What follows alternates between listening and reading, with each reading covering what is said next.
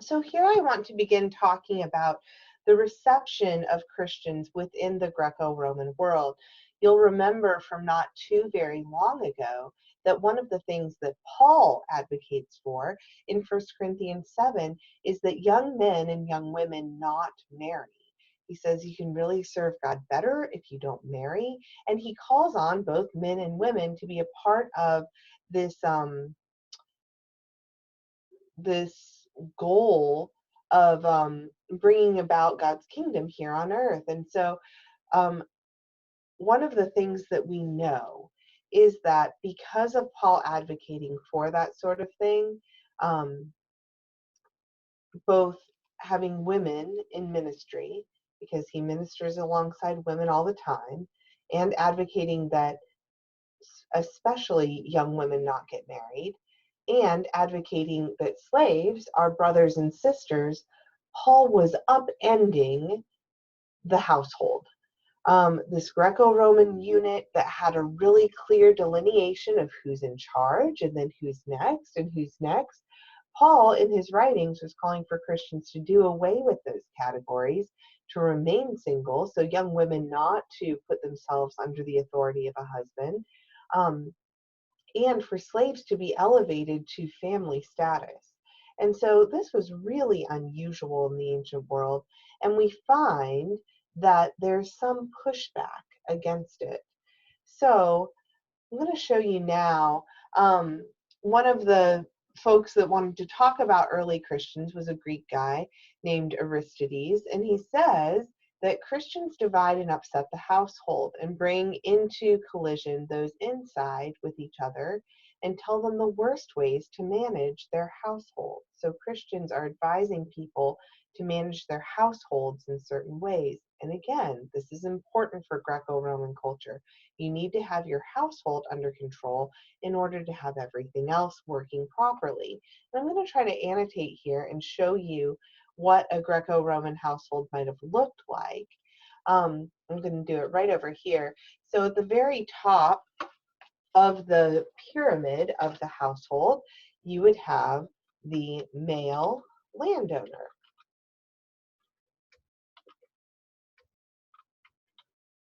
Under the male landowner would be his wife, followed by the children, and then finally the slaves.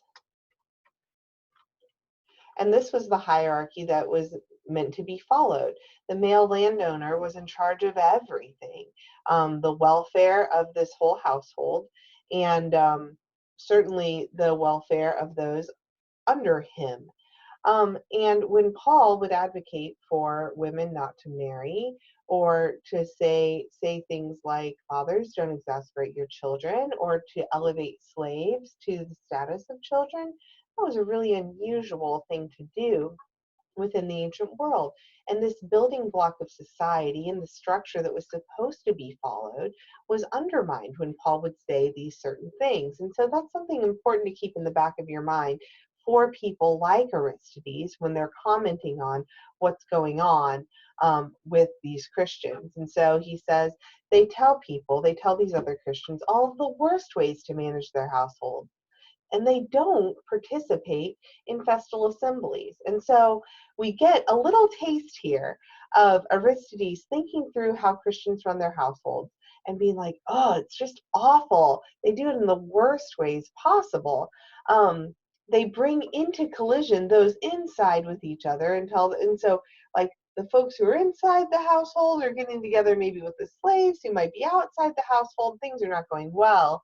But then he also mentions that they don't participate in the festal assemblies. And that's something that we encountered all the way back in First Thessalonians, where Paul was talking about how these Thessalonians were experiencing persecution. And we mentioned that it's probably because they don't engage in worship of the emperor anymore. And so they can't even engage in society very well. Kind of like if today we stopped celebrating the 4th of July and didn't go to any of those celebrations, we would be looked upon as kind of weird and pariahs and things like that. So poor old Aristides is not in favor of Christians at all. He's not pleased with them.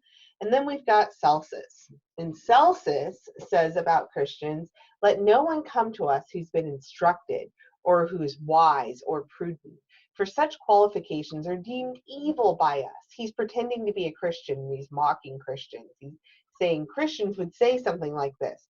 But if they're ignorant or unintelligent or uninstructed or foolish persons, let them come with confidence. And then he said, so basically he's like, we want the Christians want the dummies, the unintelligent, the uninstructed, the fools. Let those people come and be a part of this Christian thing. And he says, now he's not quoting a Christian anymore, but he says, by which words acknowledging that such individuals are worthy of their God. So the dummies are worthy of this Christian God.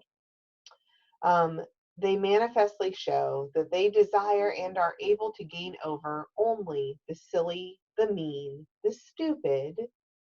And here are the indicators of the stupid that are flocking to these Christians, with women and children and slaves. So for Celsus, the very fact that many of these early Christian Jesus followers are women, children, and slaves, he's like, well, clearly they're not worth their salt then. He goes on to say, we see indeed in private houses workers in wool and leather and fullers and persons of the most uninstructed and rustic character, not venturing to utter a word in the presence of their elders and wiser masters. But when they get hold of children privately and certain stupid women, they pour forth wonderful statements to the effect that they ought not give heed to their father or to their teachers. And so this idea of Christians was forming in the ancient world that they didn't manage their households well, and that there was this kind of strange equality for even women and slaves to be counted among those who are wise. And so Celsus is not having this. He doesn't like this at all. And this last bit here, to the effect that they ought not give heed to their father and to their teachers. The children of these male landowners, we know one thing happened when Paul started instructing young people not to get married, and that is that folks didn't like it, kind of like they wouldn't like it in our churches today if we started telling young men and women not to marry. And we have this story. It's not a biblical story, but it's the story of Paul and Thecla, and I've mentioned it before. But the way that it begins is with Thecla, this young woman who's engaged to a man. She decides not to get married, and everything in her city goes into chaos, and people are like, how can this be that a young woman is choosing not to marry? And so there may be something of that here in what Celsus is talking about. Because perhaps fathers are saying, you need to get married, you need to find a wife. And in Celsus is, and then these young men or women would be like, no, I'm not going to do that. And Celsus is like, oh, these people are not following the advice of their authoritative figures. So it's a problem. In Galatians 3:28, we've got that unusual passage, at least for the ancient world, that says that in Christ there's neither Jew nor Greek, male and female, slave or free. And so we're really cutting down these boundaries that would have been in place in society that lots of people would have thought of as structuring society. So household codes. We've got one in Ephesians, starting in chapter 5, verse 21. This is the way it starts. It says, be subject to one another out of reverence for Christ. And then we move into the household code. Now, you've already read through some household codes, and so you know how they go, and so you can kind of do a comparison here to what Paul or pseudo-Paul is doing here. Wives, be subject to your husbands in the Lord, for the husband is the head of the wife, just as Christ is the head of the church, the body for which he is the Savior. Just as the church is subject to Christ, so also wives ought to be in everything subject to their husbands.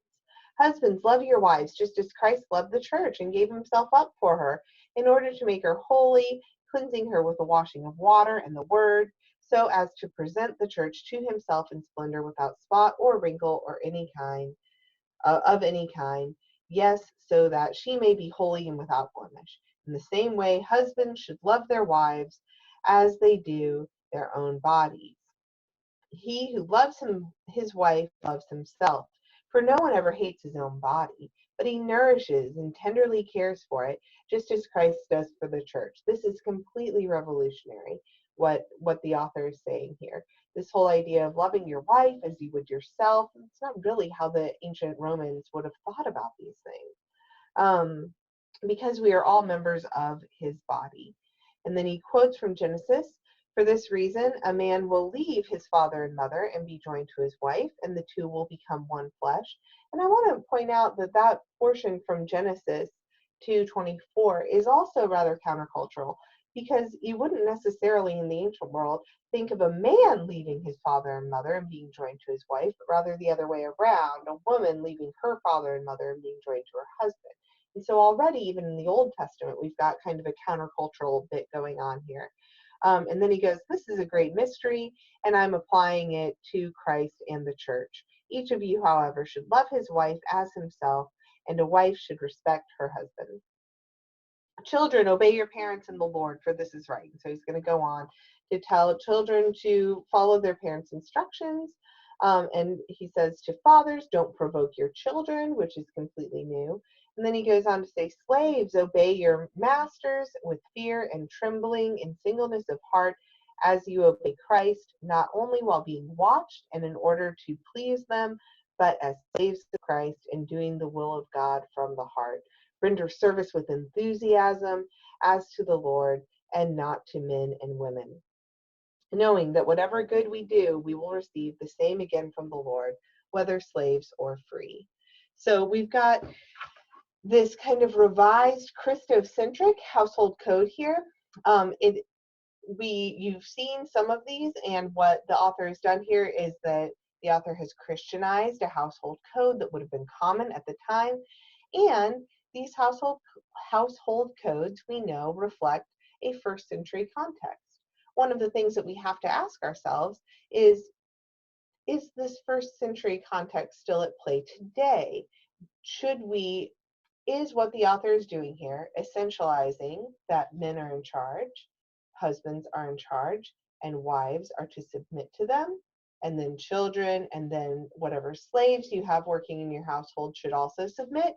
So is this an essential order for all time, that we've got landed men in charge? This is what the author is working with.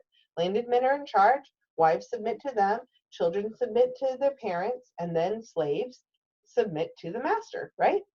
And I've heard some folks try to make the slave submitting to master thing into like doing what your boss says, but that's not the context that we have going on here.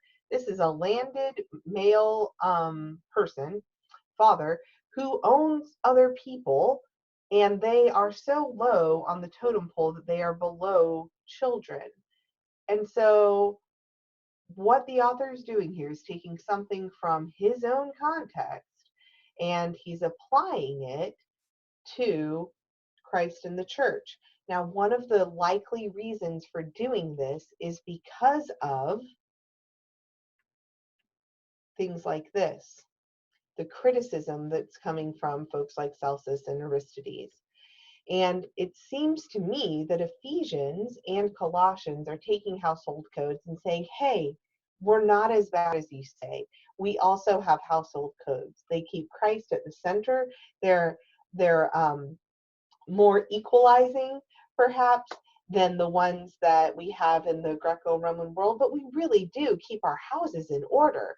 And so it seems that Ephesians chapters 5 and 6 are answering this kind of critique that's coming from the Greco-Roman world and saying, actually, we do keep things in order. So then the question becomes, how do we apply these today? Well, that's up to you. As for me and my house, we do not look like the Duggars because we live in 2020. and whenever else I use this lecture, maybe in 2024 or something. Um, and we no longer, in my household at least, hold this idea that men ought to be in charge of women, or that men ought to be in charge of slaves. And that's just how we do things in my house. Um, you really got to ask the question, is it essential that husbands are in charge? Is that what the author is doing here? Or is the author taking something from their own context in which men are in charge and applying it with a Christocentric model? And I think that that's a question worth asking. Um, so I'll leave that to you to muddle through. How ought we apply this passage, and what is necessarily going on with the household codes? So that will finish up Ephesians for you. I hope that you've had fun looking at household codes and discovering what a feminist I am, that I don't think that it is essential that I submit to my husband, but that we submit to one another out of love. So yeah, I hope you have a great time working through Ephesians, and that's all I got for you.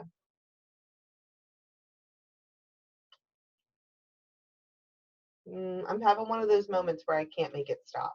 So you might have to just navigate away until I figure it out. Did it?